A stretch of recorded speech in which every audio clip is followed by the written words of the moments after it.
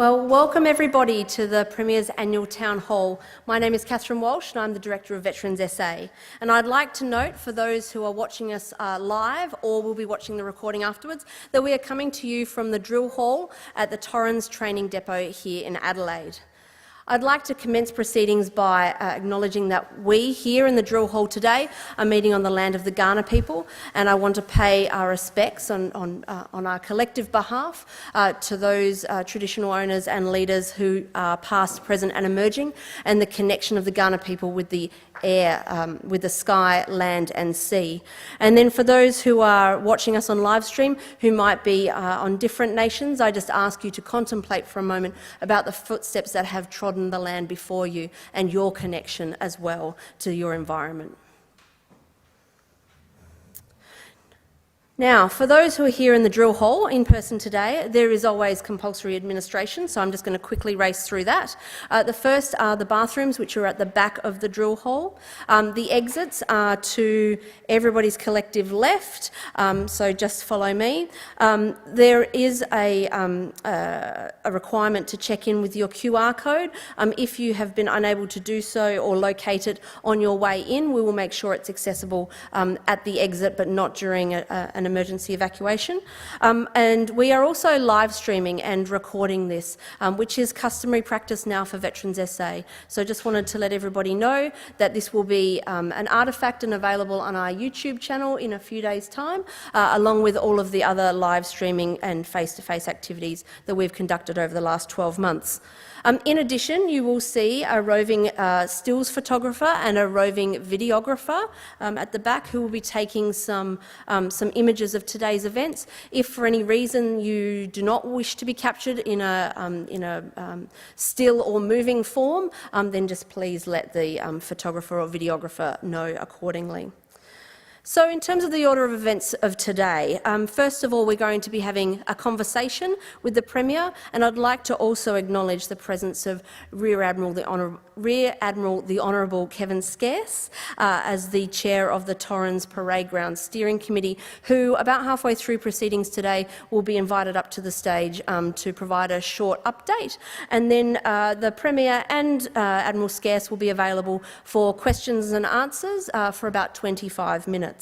So for those who are present in the room today, face-to-face, there will be roving mics, so if you want to ask a question at the end of sort of the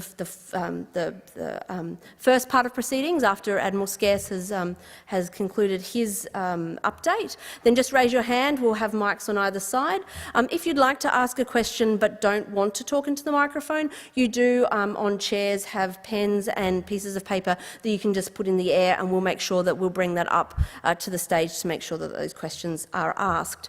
For those who are watching us online, you can ask your questions through our YouTube channel, because that's where we're streaming. We're also streaming through Facebook. However, if those two mechanisms are not available to you, you are welcome to also email our Veterans SA email, which is veteranssa@sa.gov.au. All three of those platforms will be monitored throughout the proceedings today, and if anybody was to ask a question, then we'll make sure that that comes up to be considered as well. So, without further ado, I'd like to introduce our moderator for the Town Hall, Dr. Sharon Mascall-Dare, who is an award-winning former BBC journalist specialising in defence and veterans affairs. So she's an adjunct associate professor at UniSA and is a serving member of the Army Reserve. Sharon deployed to Iraq for the Battle of Mosul in 2016 and 2017. Now, Sharon is also currently posted to the Defence Command Support Training Centre, where she leads public affairs training across the ADF.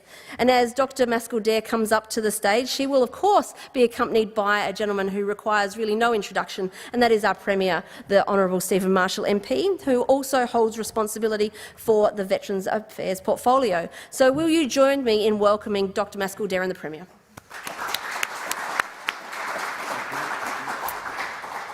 And so, before we start the in conversation with the Premier, at this point in time, I'd just like to invite you, Premier, if you'd like to make some opening remarks from your chair. From my chair. Well, I too would like to acknowledge that this afternoon we meet on the traditional lands of the Kaurna people. We acknowledge their ongoing spiritual relationship with this precious land, and I'd also like to acknowledge any serving or veteran members of the Australian Defence Force and thank them very much for their service. Since we last had a town hall meeting, there's been plenty on the go. Obviously, we've been continuing to deal with the coronavirus pandemic, and South Australia's done extraordinarily well, and one of the groups of people that I'm very grateful for is the Australian Defence Force and the great way that they have served the country and us here in South Australia in managing this pandemic. We've done extraordinarily well as a state because of the cooperation that we've had with all the people here in South Australia, but we do have some pretty tough weeks and months ahead as we open those borders once we get to that optimal vaccination rate threshold as determined by Doherty and the National Cabinet. So there's still a couple of sort of hurdles for us here in South Australia more broadly around the country with COVID. We also, of course, recently welcomed the announcement by the federal government, the Orcas Announcement, which was a very massive decision for Australia, and of course has very serious implications for us in the defence industry, an industry which employs many of our veterans here in South Australia. And I was delighted that the Prime Minister confirmed that we'll have the full cycle docking continuing here in South Australia. More than that, we will be doing the life of type extension for the Collins class submarine, which will take that particular platform right through to the 2040s for service to Australia. And of course, the Prime Minister also announced that we would be doing the Hobart class upgrade in South Australia. This work will begin in 2024. So these are very important announcements for the defence industry. But as I said, so many of our veterans find themselves employed in the defence industry here in South Australia. So this is a fantastic announcement for our veterans as well. Can I say, since we last met, I have had a meeting with the ESOs, the leaders of the ESOs in South Australia, looking at how we can reimagine this particular precinct that we're based in this afternoon, in particular the parade ground, the drill hall, but more broadly how we interact here with veterans, with their families and with the broader community. And I'm absolutely delighted with the work that's already come forward. The Veterans Advisory Council gave advice to me as your Minister that we set up a subcommittee to look at all of the options and report back to government in quick time. And I'm delighted that Rear Admiral Kevin Scarce is going to chair, well, has already begun his work chairing that group, and he'll speak to us a little bit later about that. But I'm absolutely delighted because this is a very special part of our state.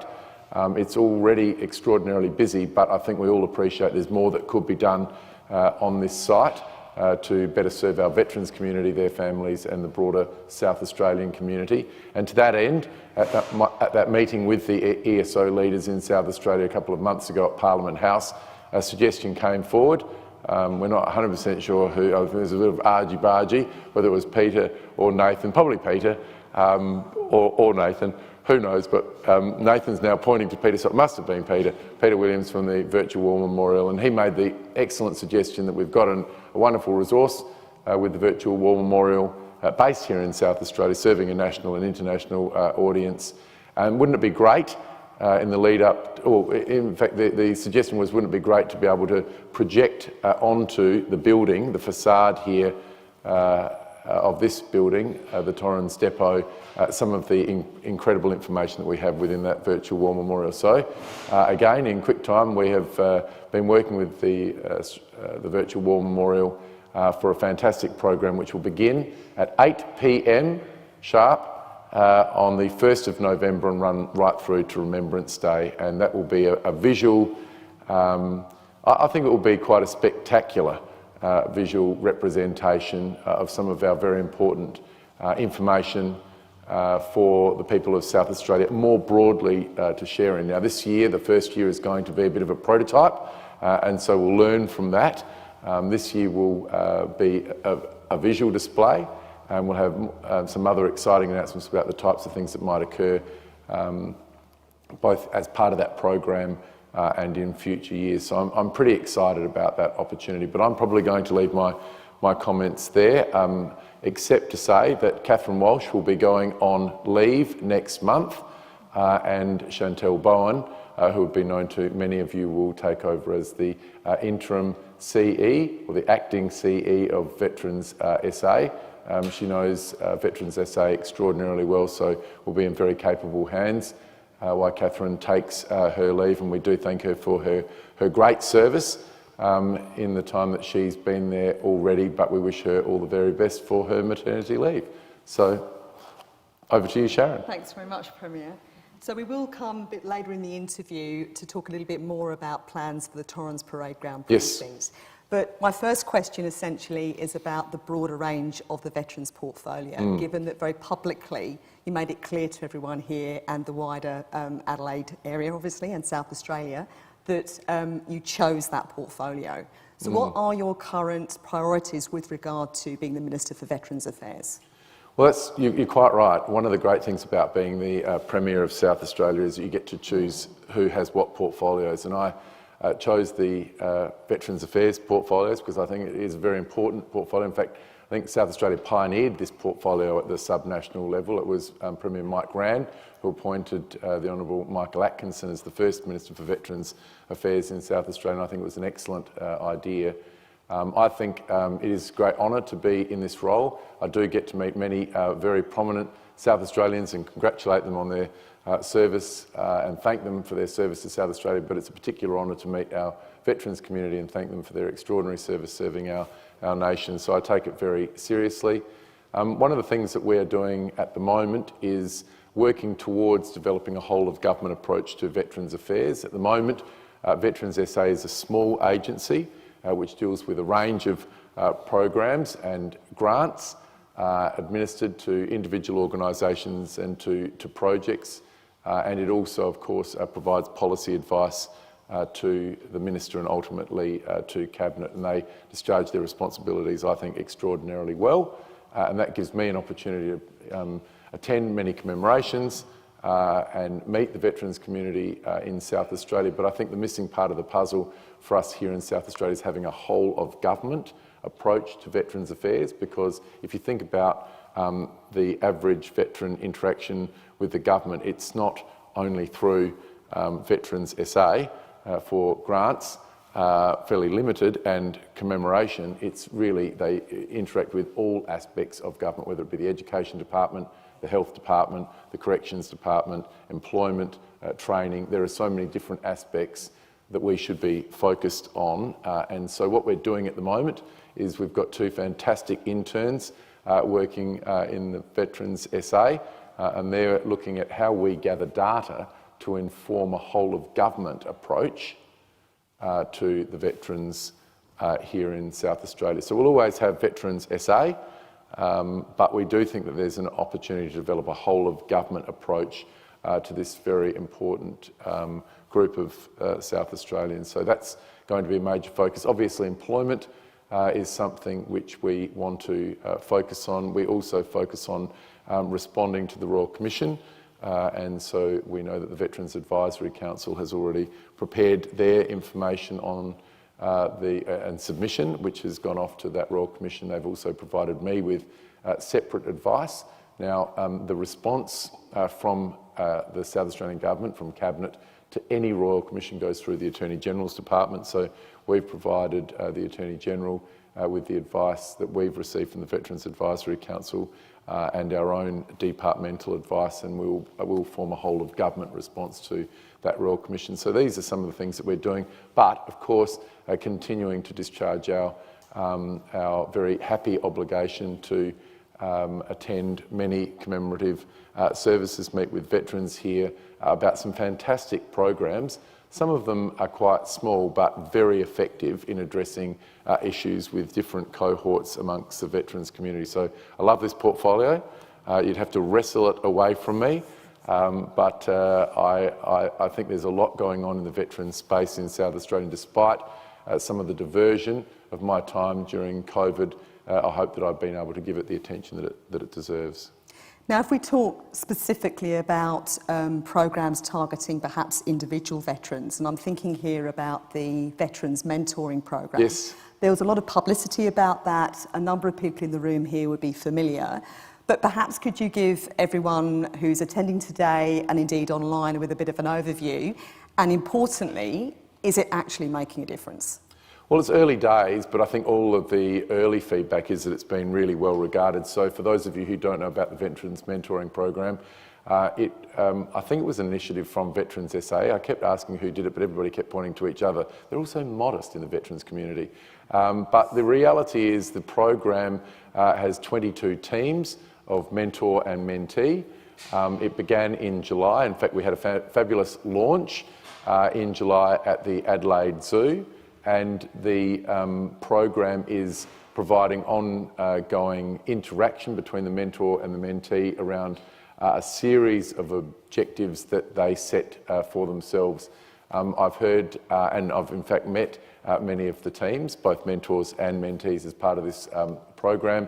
They've told me about great progress that they've been making. And what I've found really interesting about it is that the mentors have said that they have not only enjoyed the program themselves, but they've actually got a lot out of it. So I think that's fabulous that the mentor, as well as the mentee, is learning from this program. It is a pilot.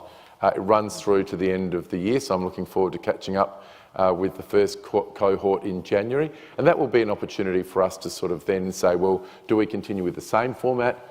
Do we revise that format? Are there things that we could do? Do we scale it up, or do we change tack completely? So I think the early indications are it's been valuable, but let's wait to see the final results. So dare I push you, Premier, and ask whether it might continue? Because I think some people, particularly joining online, might be interested too. Yeah, I think we would be really keen to hear from anybody that would like to be involved, because I think it is very likely that it will continue in the future, because nobody's sort of come to me so far and sort of said, look, this is a bit of a dud.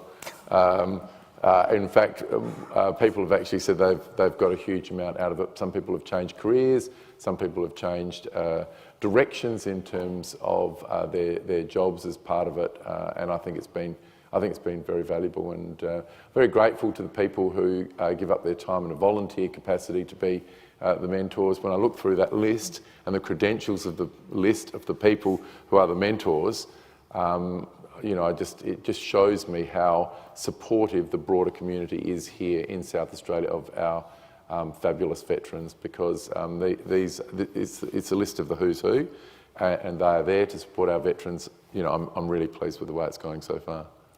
So turning now to veterans' families, what's being done to support veterans' families, particularly where you have a family member who's a veteran separating or discharging from defence? So that's an interesting question. And when we had our first meeting with the ESOs, you know, together in Parliament House earlier in the year, that was one of the strong messages that came directly to me, and that is that the government can't only be interested in supporting veterans, but it's got to be veterans and their families. And then in fact that meeting went on to say it's not just veterans and their families, but also interaction with the broader community, whether that be school students or whether it be the general public. But in terms of that families piece, I know that this is a strong area of interest for our Veterans Advisory Council, who provide advice directly to me. In response to that, Veterans SA has now employed an officer, or about to employ an officer, who is really going to look at how we can better support the families of veterans in South Australia. Now, the specific programs that they will work towards have not been determined yet, but there are lots and lots of suggestions, and in fact that issue of you know, employment for veterans, but also employment for family of veterans as they discharge is one that's really important. We would love to see as many veterans settle here in South Australia as possible. We are the defence state, and we plan to remain the defence state here in South Australia, so that means that we've got to have high-level service and support for our veterans community. Now, whilst a lot of that support, of course, comes through the Commonwealth, through the DVA, we've got our roles and responsibilities here in South Australia because of, I think, the disproportionate number of veterans and their families who are here. So it's early days for this program. It is going to be an area of focus for the Veterans Advisory Council, and as I said now, we have got a position which has been funded within Veterans SA to focus specifically on this opportunity. So to anybody that's watching this online, or anybody that's here today, it's a good opportunity to put your thinking caps on and think about the types of programs that we could run within Veterans SA to support those family members.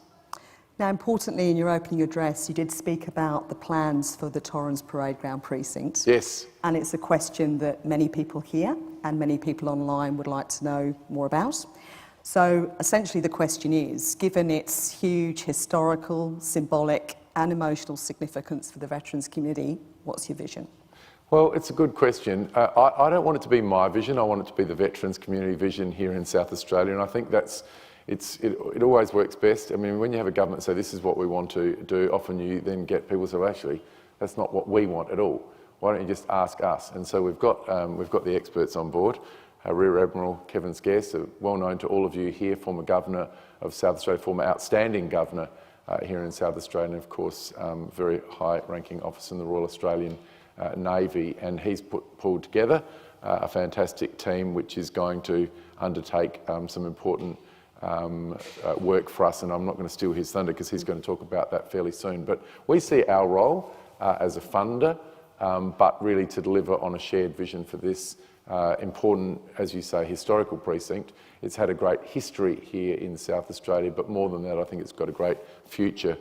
And I'm not going to preempt what the outcomes of that work should be, but I will say that we would like to get the information back as quickly as possible, because I think that that can inform us so that we can move on as quickly as possible. We did have some interim plans, and some of that work has already been done in terms of plumbing and some basic maintenance, well, not basic, quite expensive and extensive work done around this drill hall. And that's been completed. There was a plan to put some storage facility here, but after seeking further feedback from the veterans community, we've decided to shelve that plan.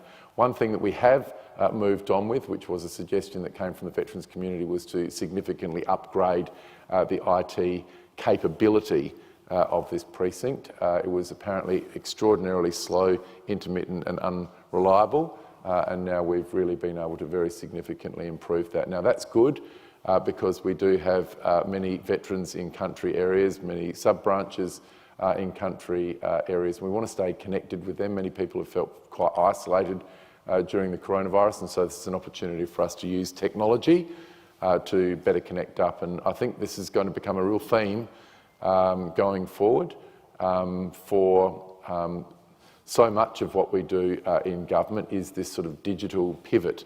I don't know about you, but I wasn't particularly good with QR codes and all of that until about 6 or 8 months ago. Now I think every person in the state knows what a QR code is. My 78-year-old mother is now IT savvy, which is, well, it's a danger to shipping actually, because she's on all sorts of social media platforms with all sorts of extraordinary opinions on things. I'm going to try and get her to change her name. Or at least not post photographs of me and embarrassing skivvies from the 1970s. But anyway, I think that because all of a sudden everybody in the state has become more digitally savvy, this is an opportunity for the veterans community more broadly. And look, we're very fortunate to have the Australian Virtual War Memorial here in South Australia, and that's a resource that I think we can better utilise. But there are other things that we can use digital technology for, and part of that is the conferencing facilities that will be going in here. It just makes life a lot easier. You know, we don't have to travel thousands of kilometres for meetings anymore. We all know what Zoom is now. We all know what Teams is, and it's an important technology, and now it's going to be available to the veterans community, the ESOs here in this precinct. Can I perhaps ask Rear Admiral Scarce to join us? If I could ask you a couple of questions, if that's okay. Sure. So, as chair of the steering committee, where have we got to? Because obviously I know it's early days, but I think people here would like to know what progress has been made. Okay, so we got our terms of reference on the 11th of October. We had our first steering group meeting on the 13th of October. I think the Premier's mentioned the scope. It's to embolden the place, to get a broader vision, to look at opportunities that help to make this facility more vibrant, with veterans at the centre of the precinct. The critical part of this is engaging with veterans, their communities, and also the broader South Australian community to get your ideas about what you would want to see here in this facility. So our process, which is evolving, I would have to say after a couple of weeks of work, is to create some stakeholder groups, some focus work with those groups. We've got about 6 groups. We've had 2 meetings already with the veterans community.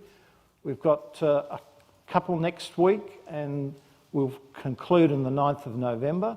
The purpose of those focus groups is to get independent advice from those groups about what the opportunities might be for this facility.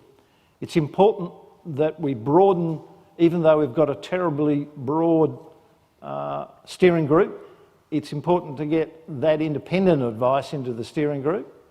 The advice that we receive from the focus groups will also be put into a digital questionnaire. The digital questionnaire will be available, I hope, the latter part of November, and that will go out in the Your Say network as well as veterans networks. We expect, will comprise a number of ideas that have come from the stakeholder groups about what potential use might be made of this facility, and to get some feedback about whether that's a good idea or not. That helps the steering group think about what the issues are for the community, and particularly the veterans community. Now, there'll be some who aren't comfortable answering those digital questions, and we'll have face-to-face meetings with those individuals to get their feedback.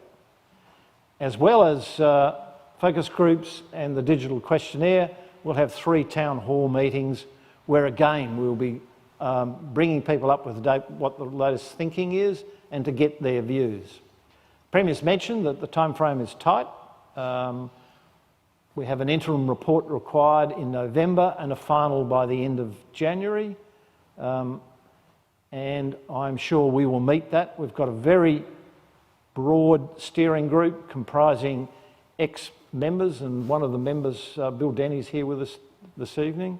We've got defence industry represented, we've got education represented, we have DEW there, as well as Defence, the advisory group, and who have I not mentioned? Adelaide City Council. Adelaide City Council, and also the cultural and historic institutions are also represented. So we are doing this on the run, but that's probably not a bad place to be at this particular stage. We've got a couple more steering group meetings, and we're underway already collecting data. We've had some useful meetings, and I expect that the community won't be backward in providing their views. On that note, what's then the earliest opportunity for members of the veterans community to contribute to that conversation? Okay, the stakeholder group meetings which are coming up, they'll be advertised in the defence networks. The digital questionnaire, the next town hall is the 9th of November, and we're planning on a following town hall on the 2nd of December. So digital questionnaire, please, you can help us by getting this message out to your contacts to participate in this digital questionnaire, or if you're not comfortable, come to the meetings to give us your input. That is critical. The Premier's mentioned that governments don't always have the right ideas. Steering groups could also be accused of the same failings. So we want to be advised by the veterans community, their families, and the broader South Australian community about how we make the most of this fantastic facility. Thank you very much. Now I'd like to open up to the floor and indeed to anyone from the community joining us online. Does anyone have any questions? Yes, Joe. There's a microphone coming your way. Thank you. Is it on? Yeah. Premier, Joe Hanrahan, RSL. I'm really curious to learn further what your government's doing in regards to veterans' employment.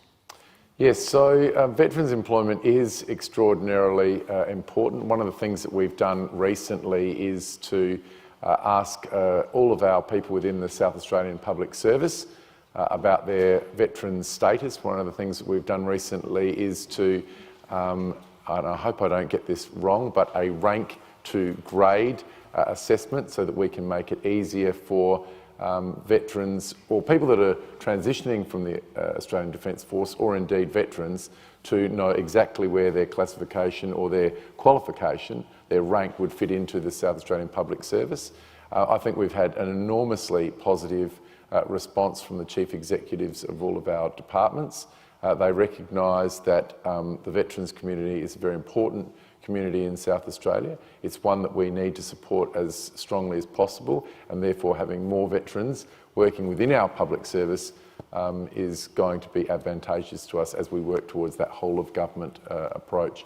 More broadly, across South Australia, I think our veterans and our serving men and women of the Australian Defence Force, they really do gather incredible qualifications and experience serving our nation, and we've got to do everything we can to work with other companies, private sector companies, NGOs, over and above the government itself. And so I've got to say, in South Australia, we're very fortunate with the defence industry, who really do take on a huge number of our veterans once they finish their service. But I think there's still a lot of additional work to be done, so it will remain a priority. And again, if people have got suggestions on ways that we could better link up with veterans to provide them with additional training and retraining opportunities through the Department of Innovation and Skills, or employment opportunities, then we're very keen to hear.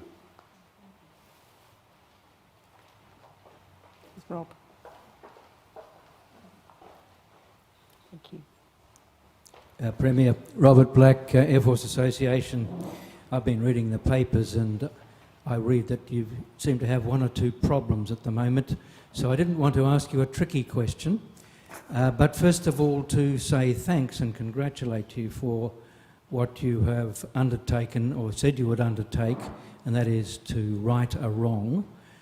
And I refer to the pavements on the Anzac Centenary Walk, because people noticed that the name Thailand was missing, Burma was there, all sorts of other names. Why was that missing? We found out why it was missing. It was that it was not at the Australian War Memorial because they ran out of room. A lot of people would be interested to see this wrong right, correct the omission, which in a way has been inadvertent. There's not a lot of time, and I don't refer to the time before the next election, but rather the fact that we in South Australia do have two living legends, ex-POWs from Thailand. They're both over 100, but they're both kicking on well. It would be wonderful if they could be there when this happened. I gather that you have made further inquiries and others, and it's mostly been about cost and space, and I understand that that doesn't look too difficult. So we're looking forward to a date when you can tell us when this might happen, because not only are those two gentlemen around, but there are perhaps 60 or 70 families in South Australia whose sons are beneath the ground in Thailand, and I think that they would also be very interested to see that name added. But thank you for undertaking that. When? Yeah, well, nothing's changed since I met with you on this matter last week, so but thank you for that comment. We actually have a question, Premier, that's been submitted online by Kirby Brownlow. Very good. And the question is, what support is available to South Australian veterans who are released from custody? Well, it's a really good question. We do have a representation of veterans within our corrections department. Historically, we haven't kept data on that, and recently, one of the areas which, and the chief executives, who has been very interested in doing whatever they can to support the veterans community, in corrections, has started to gather that data. So we're getting a lot more information. As for specific programs to help those veterans, that's precisely why we're wanting to develop a whole of government approach. So Veterans SA, as I said, has got a pretty small budget, which is dedicated to supporting certain organisations in South Australia, for example, RSL and Legacy, running commemoration, running grants programs and providing policy advice to me to inform what we do as a state. But what we do want to do is to think, well, how do we actually support the veterans in their day-to-day lives? We've done this in Aboriginal Affairs, and I think it's worked very well. So in Aboriginal Affairs, which I'm also the Minister responsible for this important portfolio, we developed a whole of government action plan where we said to each Chief Executive, well, what we're asking you to do is to consider Aboriginal South Australians, what your specific department interaction is and how it could be improved and advanced. We weren't asking them to develop aspirations over a 20 or 30-year period, because we already had that embedded in other vision at the federal government and at the state level. But what we wanted were practical things which could be done department by department. We're actually onto our second iteration of this now. I think in the first iteration we had 30, 40, maybe 50 different action items, and in the first and I said to the Chief Executives, they all needed to be finished within 2 years. We didn't quite achieve that. Some have been carried over to the second, but the vast majority were achieved, and we want exactly the same for the veterans area. So we want to say to every Chief Executive, over and above your responsibilities for your department, what are you specifically going to do for veterans in South Australia? And ask them with all of their departmental resources and expertise to develop specific policies and actions around the veterans cohort. So I don't want to preempt any of those individual areas, but I'm really keen to see this occur.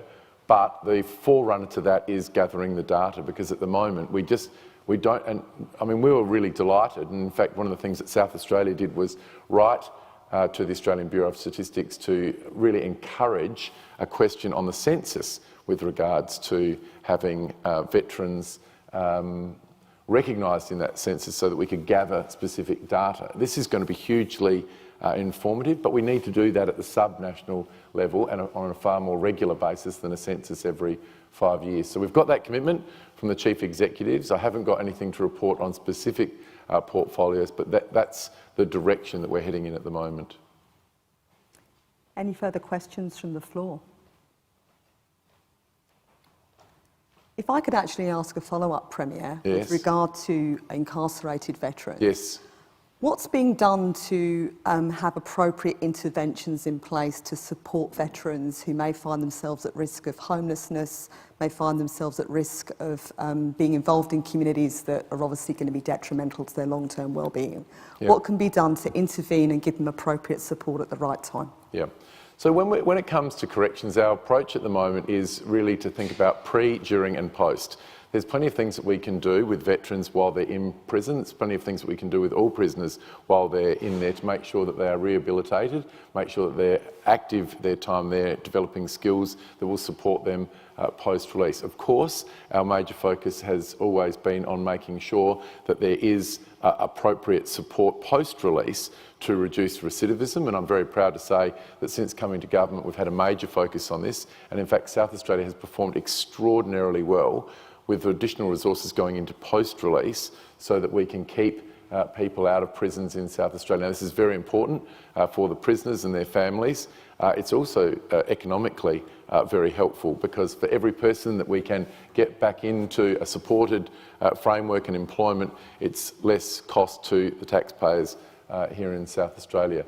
But the area that we need to be doing a lot more work in is on prevention in the first instance, so recognising all of those markers that are likely to lead to incarceration and making sure that we have got preventative programs in place. So there are a few programs that are in place at the moment, but again, I think we could do a lot better with regards to supporting people before they get to that crisis situation. Now, some of these are just really practical. Some of these are just getting or providing opportunities for veterans to have that level of support so that they're in an environment where they and their friends can recognise, look, there is a problem developing, let's go for specialist services. And I'm really, I'm always amazed at how the veterans community themselves come up with interesting and bespoke ways of creating those opportunities. But it's still not enough, because we still do have too many veterans, people who have served their nation. So we know that these are good people, but you know, that some of them are dealing with the consequences of that service. So I think we've got an added responsibility for our veterans community. So although I don't have any specific programs to point to that we're embarking upon, this is exactly the types of things that we need to develop as part of an overall response to the veterans community. There are non-veteran specific programs that operate in that pre, during and post. What we're trying to do going forward is to develop a more bespoke approach to address the specific and tailored requirements of the veterans community. Thank you. If I could, Chris Tilley. I think it's an opportune moment for Chris to Chris come could in probably here. answer. Yeah. Good evening, Premier. Chris Tilley, Department for Corrections. Watch this space. I'm now the Senior Advisor for Veteran Services in the Department of Corrections. We've developed a strategy over this last few months for dealing with incarcerated veterans. Our approach will be for staff, for veterans in our prisons, as well as in community corrections. A big part of this issue is reintroduction back into a supportive community and encouraging the values that veterans have in our community. So watch this space. You'll receive an invite. We are looking to launch the program in November. And can I just say, look, Chris does a great job. He's on the Veterans Advisory Council in South Australia. But as I was saying before, David Brown, who's the Chief Executive there, has really, has been one of the most enthusiastic supporters of seeing what we can do in this space. So I'm excited to see what they're going to do. And this is the type of approach that we need to have right across the public service, whether it be in health or education, whether it be in innovation and skills development, whether it be in corrections, whether it be in the legal area, whether it be in our mental health supports. We really do need to move away from the cookie cutter approach to each of these areas, where one size fits all, to a more nuanced, bespoke approach, because we know that if we can take the very specific issues associated with veterans into account in designing our response, then we're going to get a better outcome. That's great for the veterans, and I think it's also just beneficial overall for the state. Thank you, Premier. Another question, I think. Mr Premier, it's Dion Cowdray, Defence Force Welfare Association. My question is, we've got that great wellbeing centre that's still forming over there at the old repat site. There's been a bit of chatter within the veteran community about the possibility of a wellbeing centre in the north, the far north, closer to Edinburgh. I was just wondering if this is a conversation that you have had, or it's sort of hopes and dreams within the community that this might come to fruition. Yeah, so it's a good question.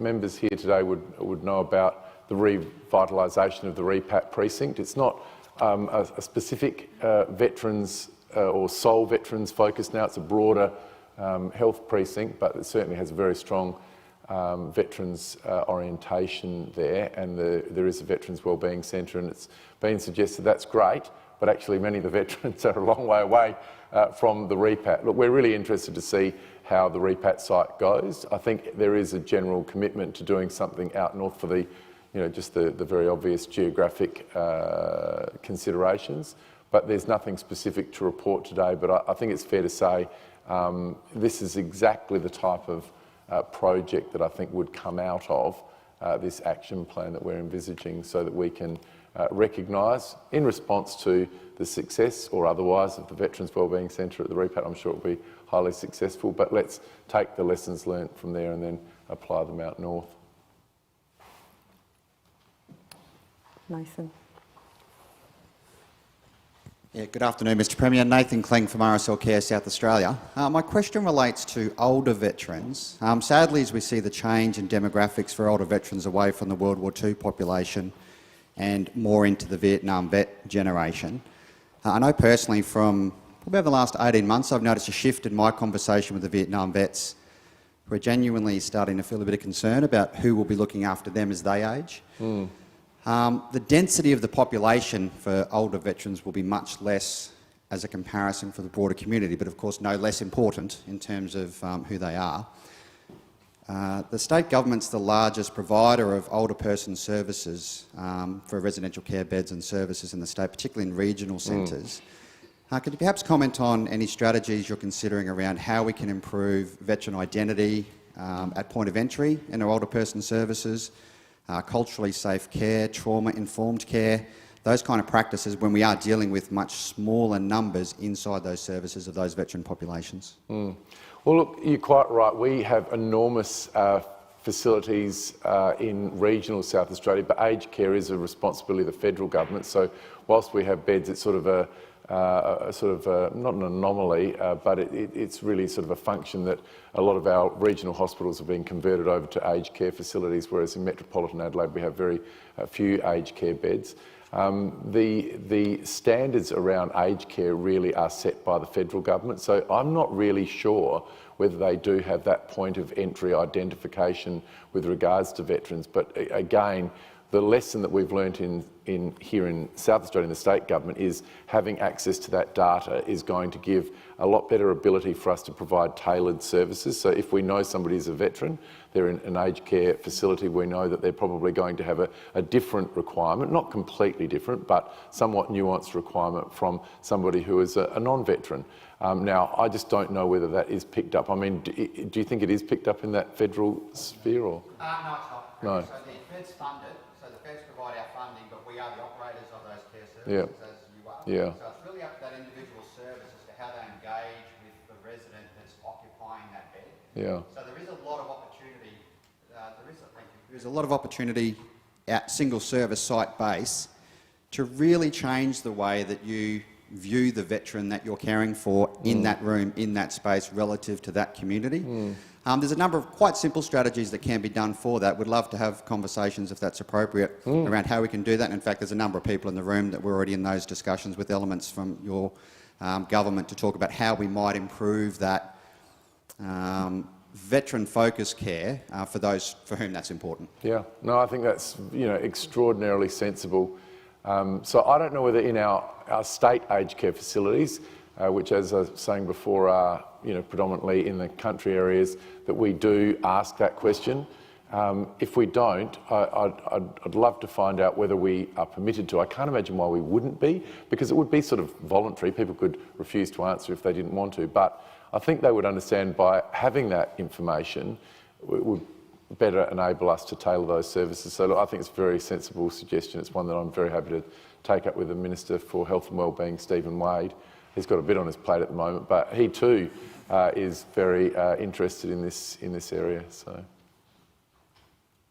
I must say I'm very well supported in Cabinet by all members with regards to the plans for a broader approach to veterans in our state. There is not a member of the Cabinet who is not enormously grateful. I just don't think we've had that lens of whole of government. I just think, as I said, the genesis of Veterans SA was never really to replace DVA or the federal government's responsibilities in these areas. It was really formed, and in fact, I think, Bill, you might have been the first chief executive. So you probably can speak on this far better than I can, but my understanding was that really at the subnational level it was about the peak bodies, it was about commemoration, it was about a grants program, and it was recognising at that state level the important service and sacrifice of our veterans community.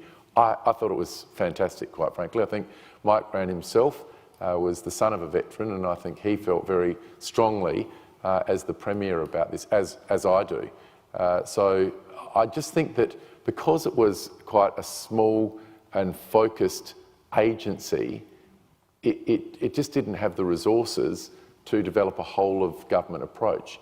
And when we look around the rest of the country, I don't think other states have developed a whole of government approach to the cohort. So in many ways, as we roll this out, we'll sort of be the pathfinder for this. But it has worked very well in Aboriginal Affairs. It has given us that opportunity to develop specific tailored programs in each of those areas with action plans that we're assessed up against. And you know, you can argue about whether or not we chose the right 38 things, but you know, I thought rather than doing 3 years of consultation, let's just get this up and running. And I think we can do a similar thing with the veterans community, is get those chief executives to really put that lens of what they're doing specifically for the veterans community over everything that they do. And I think by thinking like that, by engaging more broadly with the veterans in South Australia, they will come up with better outcomes. And that example that you gave, Nathan, is a perfect opportunity.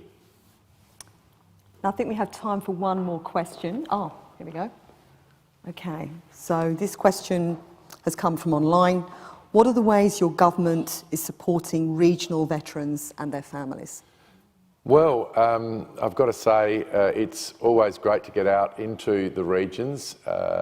I've just been to the Riverland last weekend, very strong veterans community there. This weekend I'm down in Mount Gambier, which is, I think, one of the largest RSL sub-branches in our state. I've been spending quite a lot of time at the moment presenting RSL sub-branches with their 100 years of active service recognition certificates, because everybody's coming up to right about that time at the moment. It's fair to say that many of the regional councils are very supportive of veterans. They've often played a very strong role in supporting those veterans communities. What we've got to do here in South Australia is make sure that our veterans community have, in regional South Australia, have access to the grants opportunities and the commemoration opportunities that we have here in the city. They may not be on the same scale, but they are equally as important to those local communities and their veterans, and importantly the next generation. And this is one of the reasons why, as I was saying before, we've allocated, I think, the $135,000 to significantly upgrade the IT capability here, and simultaneously we've done that in country SA through the rollout of our internet upgrade. So we've spent an enormous sum of money trying to move away from the least reliable, slowest internet connection around our state to the fastest, most reliable, but it was really let down here at the centre, and so this upgrade here I think will provide that opportunity for better interaction. But it's also great, I love it when I get invited by regional veterans, RSL sub-branches and different groups in the country. They face the same, if not more complicated problems than we do in the city because of access to services. And again, getting back to a whole of government approach, we do have a Department for Regional Development, and this is a great opportunity for the regional development team, which sits within PIRSA, to also be thinking, all right, well, what are we doing for veterans? I'm not sure that they've thought about it because it's probably not been on their radar, but I think that this is the advantage of this new approach that we'll be taking. Ladies and gentlemen, that draws to a close the time we have available for this town hall. If you do have any other questions that you'd like to submit through Veterans SA, please contact Catherine and the staff here this afternoon. Just please join me now in thanking Rear Admiral Kevin Scarce and the Premier for their time. Thank you very much. You did all the work. Thank you. Thank you very much, Sharon. You did a great job. Thank you. Right. Where's the bar? If you haven't got a dash off, there is time for networking. Do.